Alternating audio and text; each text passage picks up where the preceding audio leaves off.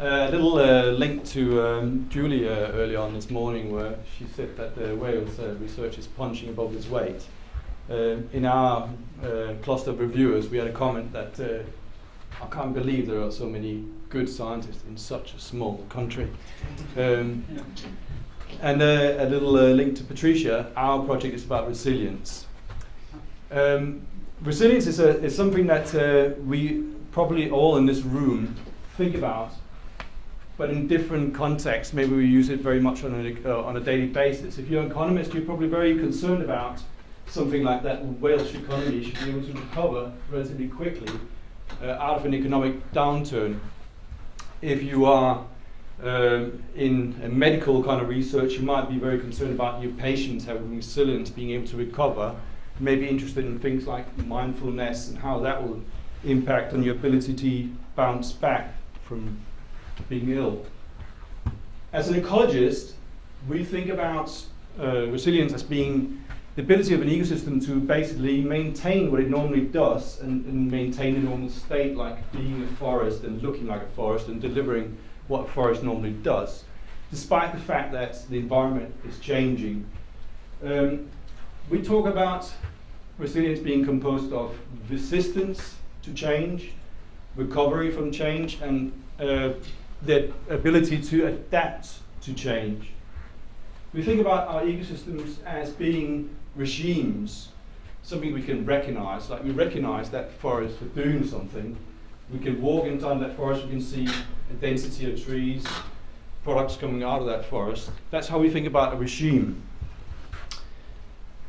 But these regimes, these ecosystems, undergo sometimes what we call regime shifts, very dramatic changes in the state and the delivery of everything that we get from those ecosystems to us. They often go through some kind of a tipping point relationship where we have no change for a long period, and all of a sudden we have a very drastic change in the state of the ecosystem, such as this Mongolian grassland, which went from very juicy grass to a desert-like state due to a combination of overgrazing and climatic conditions changing. Very difficult to actually track a lot of these regime shifts because we might not detect any changes in them. A major research gap presently with a lot of momentum right now, not least because they can be very, very expensive to local economies. The SILCOAST is a coastal project, and it's a coastal project for a number of reasons. One of them being that the coast is a majorly important economic powerhouse globally. In Wales, as an example of that, the great majority of the population lives on the coastline, and as the mobility to the coast so it is only increasing. It's also responsible for quite a bit of the economy and recreational activities, such as this swim at Port Cole at Christmas. Another good reason for working at the coast is because this is also where we already have very tangible changes of global, or effects of global change. Think back to the flooding events a year and a half, 2 years ago. We're only going to get more of those. Presently, a lot of the Welsh properties are actually at risk from these changes, such as flooding risks. And a lot of the Welsh coastline is currently eroding very rapidly. Our project, RESILCOAST, is basically placed to provide science towards supporting a resilience development of the coast, supporting a coastline that's resilient to environmental change. The government is not sleepwalking into these changes. In terms of flooding, it has got a policy called shoreline management planning, which is basically a framework for working out where along our coastlines are we at risk from being flooded, from being eroded. It has the capacity, this shoreline management planning, to designate a piece of coastline for no active interventions or not doing anything to it, or to hold the line, which is protect that coastline, and that might mean building coastal defences that weren't there, It can also choose to do something called managed realignment, which is basically allowing the coastline to go backwards, and nature let its basically attenuate a lot of the wave energy and prevent flooding in that coastal zone. The current SMP policy does not consider resilience of ecosystems in this equation, which potentially is quite an economic risk, not factoring in that ecosystems which are providing services such as coastal protection might not be persisting, might not be there in the future. The system that has most importance to coastal protection, or alongside possibly coastal dunes, are salt marshes. And if you don't know what salt marshes are, they're basically grassy fields that grow in coastal regions all over the UK, very majorly here in Wales. A lot of these marshes also have relatively dramatic erosion, like here. You can see blocks of the marsh falling in. And marshes happen to be very important and protected. The majority of marshes in Wales, for instance, have the highest designations of environmental protection. And that's for a whole number of reasons. They store a lot of carbon. We don't know a lot about this yet, but we're building a picture on it now. They're recreationally important. And they're very important for biodiversity, not least for birds. A lot of the marshes are managed for bird protection. And then the most exciting component possibly is that marshes just so happens that they are very, very important for coastal protection.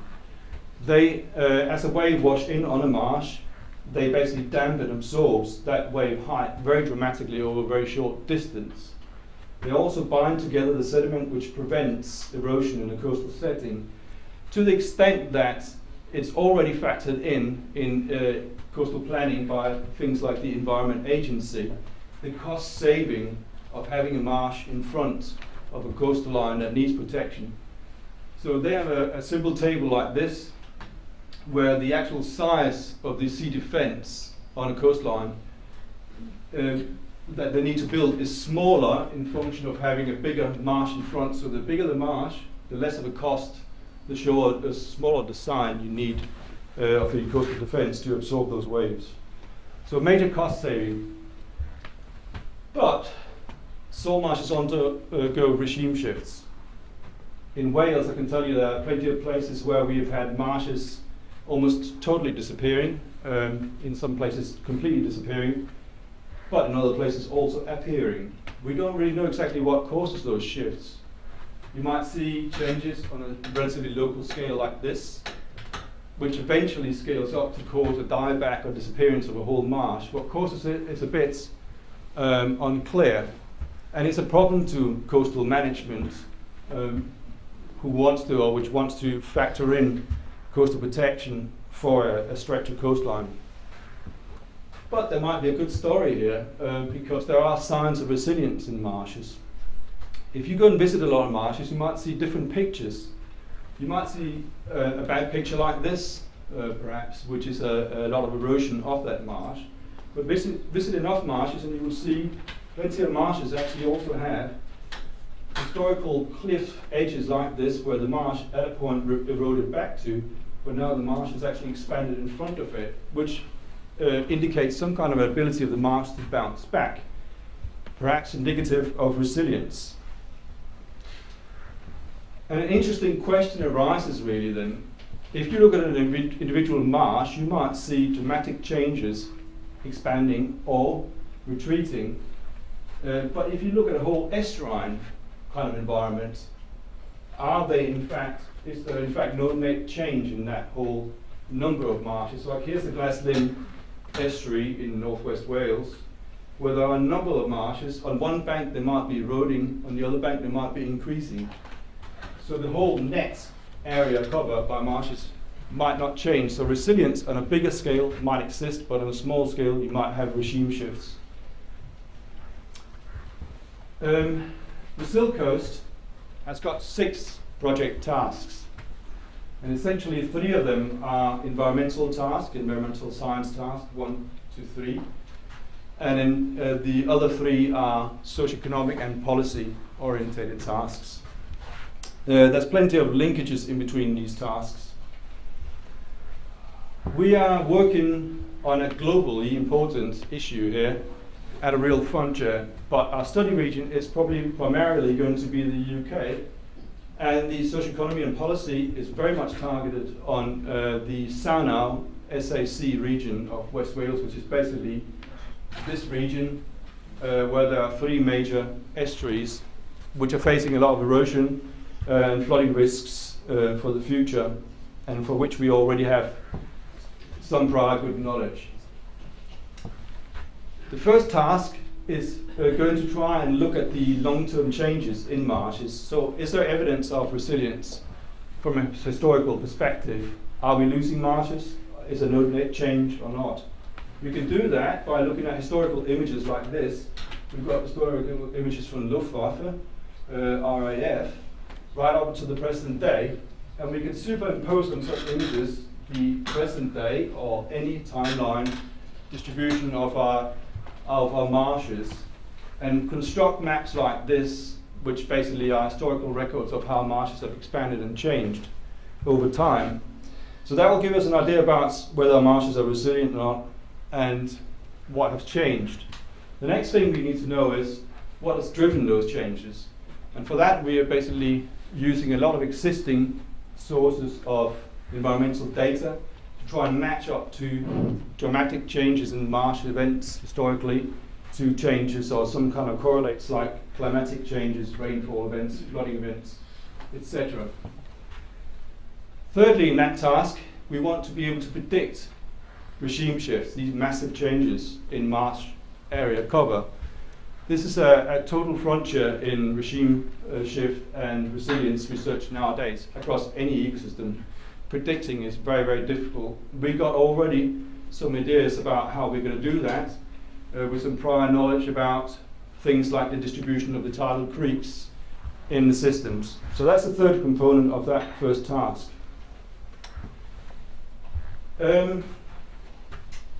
Plant vegetation in salt marshes is basically the major engineer of the salt marsh environment, the one that's in power regulating whether a marsh is going to erode or not.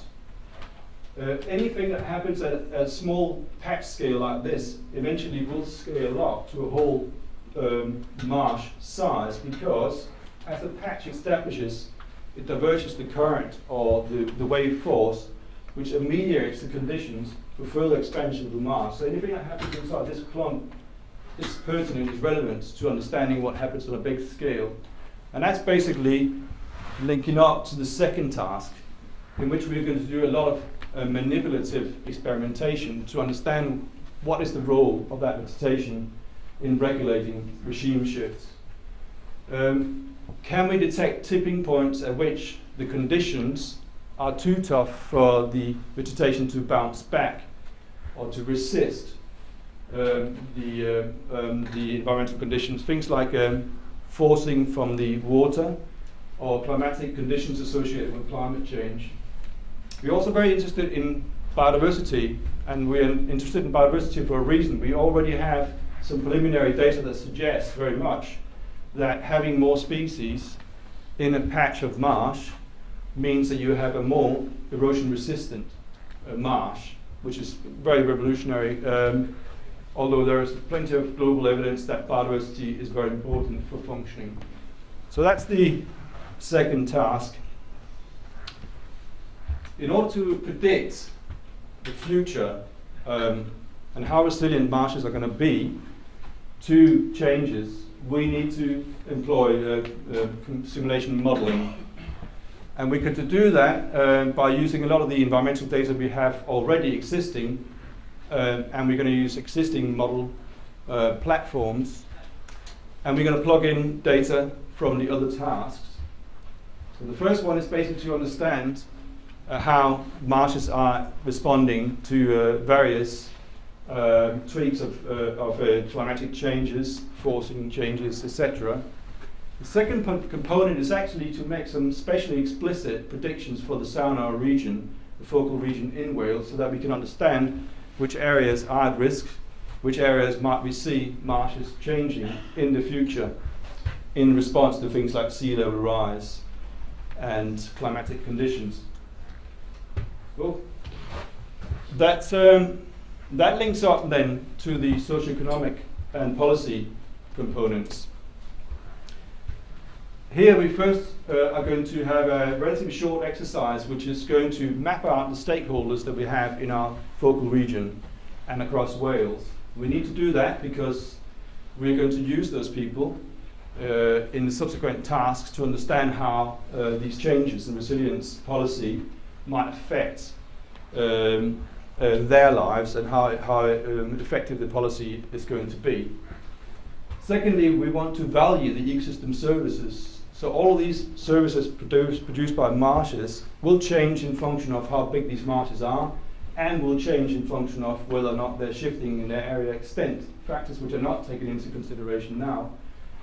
And first what we will do is we will use these historical changes in marshes and put value on those marshes and understand how value has changed historically. Secondly, we're going to use our model predictions for the future for that region and put value on those areas and understand how valuation has changed in a spatially explicit kind of way for that region. We're going to take all these predictions over several events and present that to policy and management working people. We have NRW very closely working as part of this project as well. And we're going to ask these people what the implications of these changes are, of what the distribution of these values, what they actually mean to them, and especially in relation to the shoreline management policy. Is the shoreline management policy currently set out for the West Coast fit to actually deal with shifts in marshes? Is it encouraging a resilient kind of coastal environment? And we're going to specifically focus on the Sarnau SAC for that. This is our team. We've got 5 partners in Wales. We've got CEH, Bangor University, Natural Resources Wales, and Cardiff University and Swansea University. In fact, if you don't mind standing up, guys, got some of the people here today. We got NEOS in the Netherlands, which is a major global expertise on the biophysics of resilience and regime shifts. And then we got Plymouth University, which has got real global expertise in valuing ecosystem services as well. Overall, we are going for cutting-edge research outputs. Regime shifts and resilience is a major, especially resilience is just going to be the next thing, I think, in environmental science. It's now the next buzzword. So we're going to produce some really high impact for Welsh science.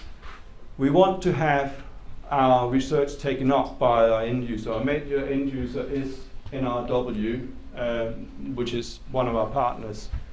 And we want to, of course, continue beyond the NRN. We're looking forward to, so we're going to bring in further funding for that, and we want to work with the general public very much in this and stimulate the early career paths of people. Okay, that's it.